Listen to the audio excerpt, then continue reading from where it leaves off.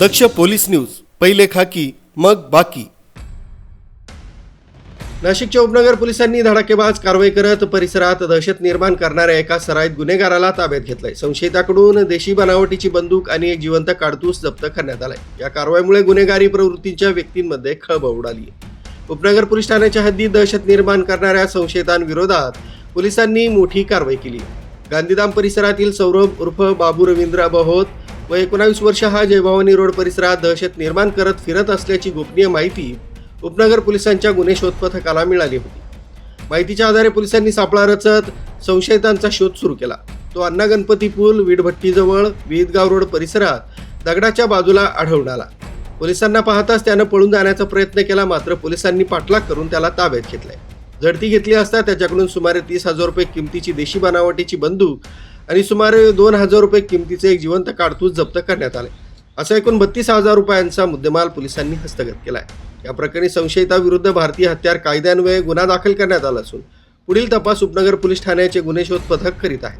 Police आयुक्त Sandeep Karnik, police उपायुक्त किशोर काळे आणि सहाय्यक पोलीस आयुक्त अदिती शिंदे यांच्या मार्गदर्शनाखाली पोलीस निरीक्षक संजय पिसे, पोलीस निरीक्षक शांताराम डंबाळे, पोलीस निरीक्षक सुनील बडे, पोलीस उपनिरीक्षक प्रभाकर सोनवणे यांच्यासह गुन्हे शोध पथकातील अधिकारी आणि कर्मचाऱ्यांनी ही कारवाई केली। गुन्ह्याचा पुढील सखोल तपास विनोद लखन हे करीत आहे। ओके, रोड नाशिक शहरातील गुन्हेगारी रोखण्यासाठी माननीय पोलीस आयुक्त यांनी सर्व पोलीस स्टेशनला आदेशित करण्यात आला होता। त्या अनुषंगानं उपनगर पोलीस स्टेशनचे गुन्हे शोध पथकाचे अधिकारी आणि अंमलदार यांना आदेशित करून त्यांना गोपनीय माहितीद्वारे अशी माहिती मिळाली की सौरभ बहोत हा इसम एक गावठी कट्टा घेऊन समाजात दहशत पसरवत आहे। त्या अनुषंगानं त्याची गोपनीय माहिती काढून त्यास ताब्यात घेण्यात आलं। ताब्यात घेतल्यानंतर त्याच्याकडे एक गावठी पिस्टल आणि एक जिवंत काडतूस असं मिळून आलं। त्यानुसार त्याच्यावर 325 आणि 525 याप्रमाणे गुन्हा दाखल करून त्यात सदर गुन्ह्यात अटक करण्यात आलेली आहे। सदरचा कट्टा त्यांनी कशासाठी बाळगला होता आणि काही गुन्हे काय? तो रेकॉर्डवरील गुन्हेगार आहे आणि त्याच्यावर इतरही समाजात दहशत पसरवणे, खंडणी मागणे अशा प्रकारचे गुन्हे आहेत आणि त्याच्यावर तो आळा घालण्यासाठी गुन्हा दाखल करण्यात आलेला आहे। उपनगर पोलीस स्टेशन येथे दिनांक 24/6/2026 रोजी फिर्यादीनामी तरुण तपास विश्वास व 31 वर्ष राहणार जेल रोड यांनी गुन्हा दाखल केला होता।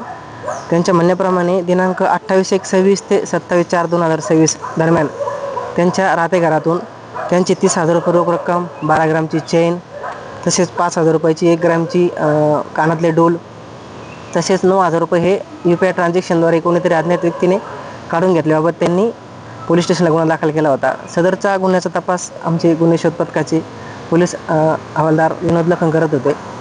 सदरच्या गुन्ह्याच्या तपासामध्ये आम्ही सदर फिर्यादी याचे अकाउंट ट्रान्झॅक्शन तपासले। त्याच्या अकाउंट ट्रान्झॅक्शनमध्ये त्याचे अकाउंटचे पैसे हे त्याचाच मित्र याच्या अकाउंटवर गेल्याचे तपासात निष्पन्न झाले, म्हणून आम्ही त्याचा मित्र आदित्य पंडित यास ताब्यात घेऊन गुन्ह्यासंदर्भात चौकशी केली असता त्यांनी सुरुवातीला उडवाउडीची उत्तर दिली।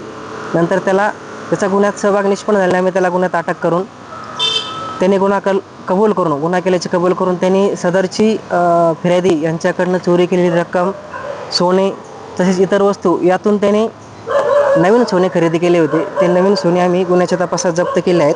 त्याच्याकडनं आम्ही 9 ग्राम सोन्याची चेन तसेच एक 8 ग्राम सोन्याचे मंगळसूत्र असे एकूण 17 ग्राम सोन्याचे दागिने हस्तगत करण्यात आले आहेत।